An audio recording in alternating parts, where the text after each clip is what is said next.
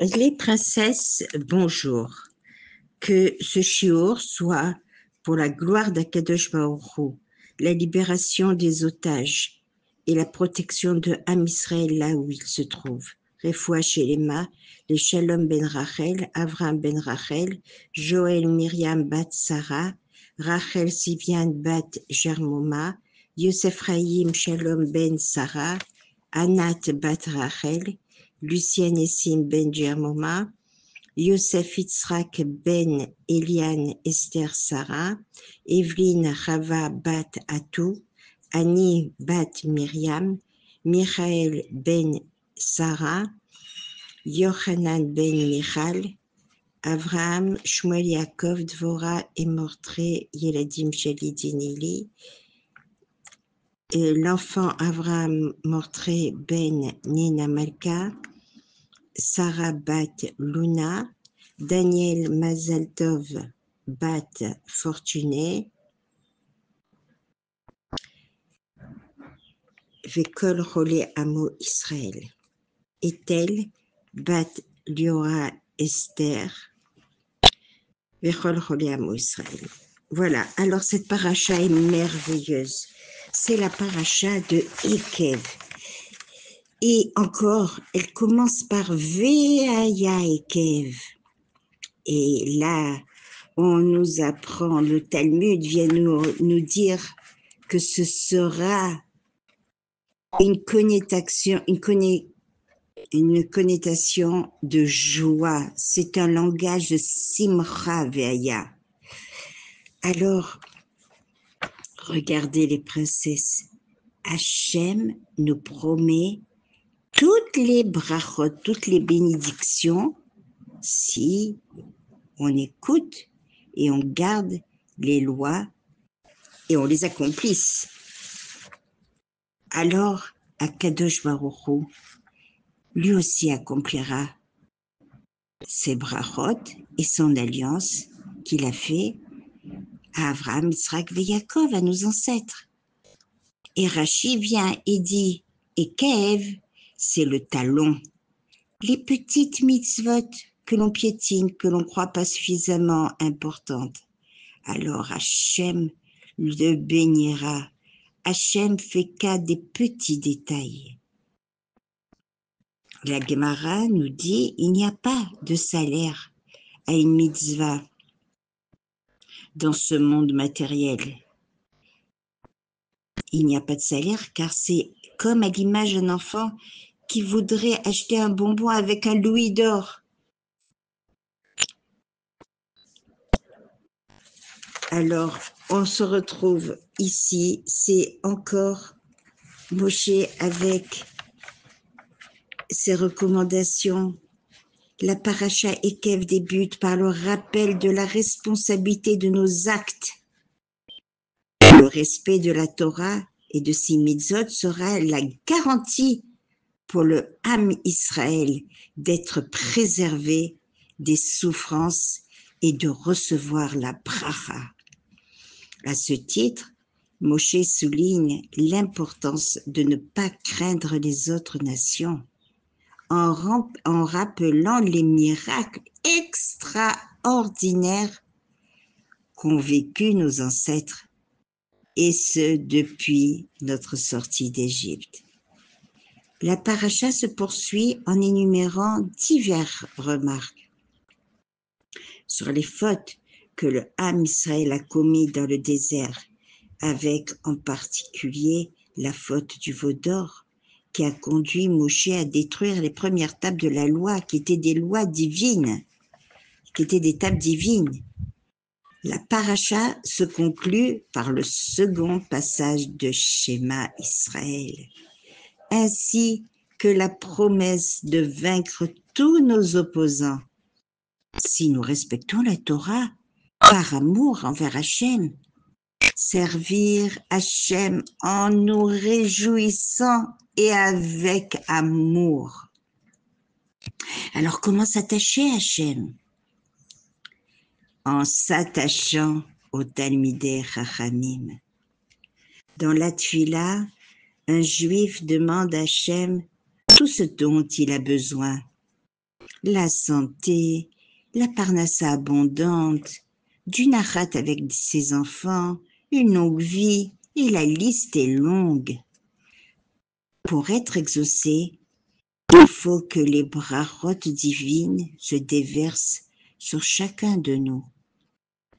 Et pour cela, il nous faut faire Torah et mitzvot. C'est le conduit où passe tout le flux divin. On est en plein testament de Moshe Rabbeinu et fait partie des préparations de Elul. Rashi vient et dit « Ekev, le talon, ne pas les écraser. Si vous les gardez, Hachem gardera son alliance avec nous. Toutes les maladies, il les mettra chez nos ennemis. Et on mangera nos ennemis comme du pain. Et pas de rachmanout. Ne pas penser, ils sont trop nombreux. Non. Gardez la émouna à Kadosh Baruch Hu. Rashi nous dit que toute mitzvot commencée doit être achevée. Et on cite comment Yosef a été enterré, que la Shemitah et que les Maserot seront observés en Eretz Israël. Et pourquoi on a tourné 40 ans dans le désert? Parce qu'on a douté. C'est une très très belle paracha. Juste on doit en tirer qu'on doit faire Torah et mitzvot. C'est le code de la route pour une vie heureuse et réussie. Alors maintenant, je vais vous raconter une histoire. Alors, il s'agit, cette histoire se passe en Israël, et il s'agit de Rava, qui est âgée de 60 ans. Elle n'a aucun lien avec son judaïsme, c'est le moins que l'on puisse en dire. D'ailleurs, elle est même anti-religieuse. C'est bien simple. Elle ne peut pas supporter les religieux. Quels qu'ils soient, peu importe leur tendance ou leur style, et ne ressent que du dégoût et du mépris envers eux. Hormis cette aversion qu'elle a toujours ressentie sans vraiment savoir pourquoi, Rava est la bonne humeur incarnée et a tout pour être heureuse. Un mari aimant, une situation financière confortable, des enfants tous mariés, la joie d'être bientôt grand-mère et une activité professionnelle qui lui donne beaucoup de satisfaction. Depuis plus de 30 ans, son métier consiste à déceler les difficultés scolaires des enfants. Elle possède une grande capacité d'écoute, une réelle sensibilité et prodigue toujours des conseils pertinents. Grâce à elle, des milliers d'élèves ont réussi à développer brillamment leurs facultés intellectuelles et émotionnelles. Bref, tout va pour le mieux dans la vie, si ce n'est cette antipathie inexpliquée pour le judaïsme et tous ceux qui le pratiquent. Ce jour-là, un samedi matin, Rava se lève de bonne heure, comme à son habitude, pour aller faire sa marche quotidienne. Les hommes entrent et sortent des synagogues enveloppés de leur talit, mais pour elle, ces gens représentent l'exil, l'obscurité et une époque est révolue, indifférente, elle ne daigne même pas à les regarder.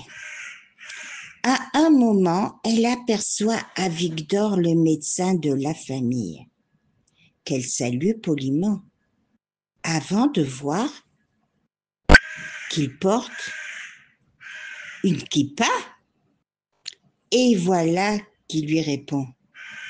Shabbat Shalom, Chava. Étonnée, elle lui dit, mais je ne savais pas que vous étiez religieux.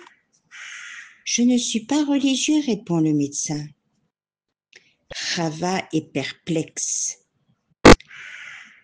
Mais alors, où allez-vous avec cette kippa sur la tête? Il lui explique, au Beth Knesset, à la synagogue. Il n'y a rien d'extraordinaire là-dedans.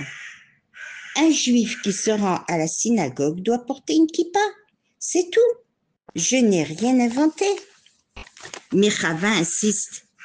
Alors vous êtes religieux? Avigdor sourit et répond, non, madame, je ne suis qu'un juif, un simple juif. Et là, Chava ne sait plus quoi dire. Bizarrement, cette phrase de son médecin qu'elle connaît depuis plus de 20 ans la bouleverse au plus haut point. À part cette kippa qu'elle a aperçue sur sa tête pour la première fois, il n'avait jamais montré le moindre signe extérieur de religiosité. Et maintenant, elle le voit se rendre tranquillement à la synagogue et rejoindre ces religieux qu'elle ne peut pas supporter. Je ne suis qu'un juif, un simple juif. Ces mots résonnent dans sa tête et ne lui laissent aucun répit. Je suis qu'un juif, un simple juif. Elle est persuadée d'avoir déjà entendu ça quelque part, mais impossible de se rappeler qui lui a dit cette phrase qui la tourmente. Troublée, elle s'assoit sur un banc et réfléchit. 1 heure passe, puis 2, mais toujours rien.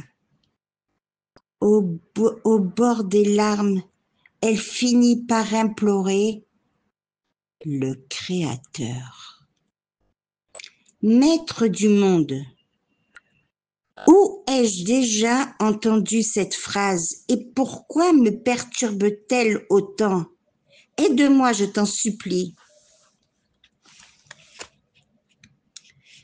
Et tout à coup, Chava se souvient. Elle se souvient d'abord de sa jeunesse en tant que fille unique de parents rescapés de la Shoah. À la maison, ils ne parlaient jamais de leur traumatisme. Un silence tendu régnait constamment. L'atmosphère était lourde, oppressante.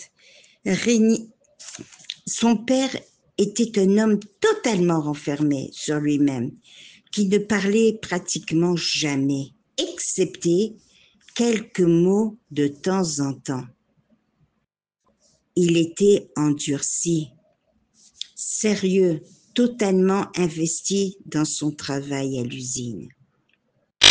Un jour, alors que Chava était encore lycéenne, sa mère, une femme au grand cœur, décéda soudainement.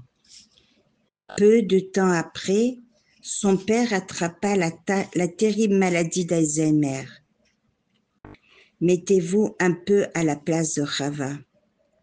À l'âge de 16 ans seulement, elle se retrouva orpheline, privée de l'amour et du soutien de sa maman et avec un père relativement jeune qui perdait la mémoire jour après jour.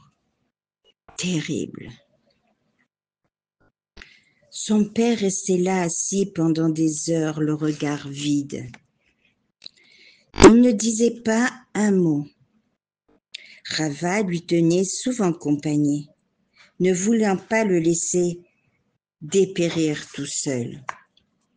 Et voilà qu'après 3 ans de maladie, dans un élan de lucidité, Il leva brusquement la tête, se tourna vers sa fille et lui dit « Après des années de souffrance durant la Shoah, je voulais mourir, je n'en pouvais plus, mon corps était mutilé partout, j'étais tiraillée par la faim, je pesais à peine 30 kilos.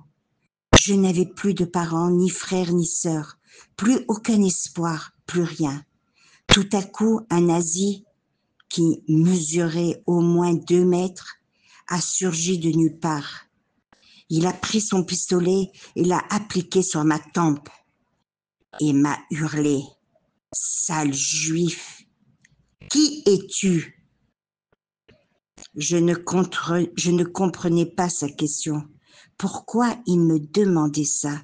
Sans réfléchir, je lui ai répondu « Je ne suis qu'un juif, un simple juif. » J'étais sûre qu'il allait me tuer, mais à ma grande surprise, il a remis son arme dans son étui et il est reparti aussi vite qu'il est arrivé. Immédiatement après avoir terminé son histoire, le père de Chava replongea dans sa léthargie avant de mourir quelques jours plus tard. Pendant des dizaines d'années, Chava avait eu dans son subconscient la dernière phrase prononcée par son père avant de quitter ce monde. Cette petite phrase anodine, « Je ne suis qu'un juif, un simple juif », avait fini par faire son effet chez Chava, même après toutes ces années.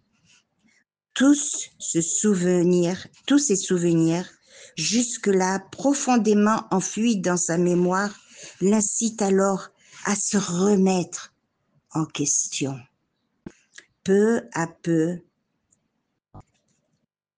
elle réalise que sa haine de la religion est une sorte de vengeance inconsciente contre Hachem pour tout ce que ses parents ont subi. Quelques jours plus tard, Chava se rend à un séminaire pour en savoir plus sur le judaïsme. 6 mois plus tard, un Shabbat matin, elle croise à nouveau Avigdor, son médecin, qui est stupéfait en la voyant avec la tête couverte et habillée selon les règles de la sniout, de la pudeur juive. Chava sourit et lui souhaite chaleureusement « Shabbat shalom, docteur. Moi aussi, je ne suis qu'une juive, qu'une simple juive. » Ah, ouvrir comme le chat d'une aiguille, et dans sa rachamim, Hachem nous tend sa main pour nous aider. Le Chida Akadosh nous enseigne que lorsque quelqu'un ressent un éveil dans le domaine de la Gdusha et de la Avodat Hachem, dans la spiritualité et du service divin, il doit s'y attacher sans attendre, car le Yetzer Hara s'empressera de refroidir son élan et de le décourager. Puisse Hachem, que tous les Bnei Israël Chosrim Bitshuva. Très bonne journée les princesses. Shavua Tov.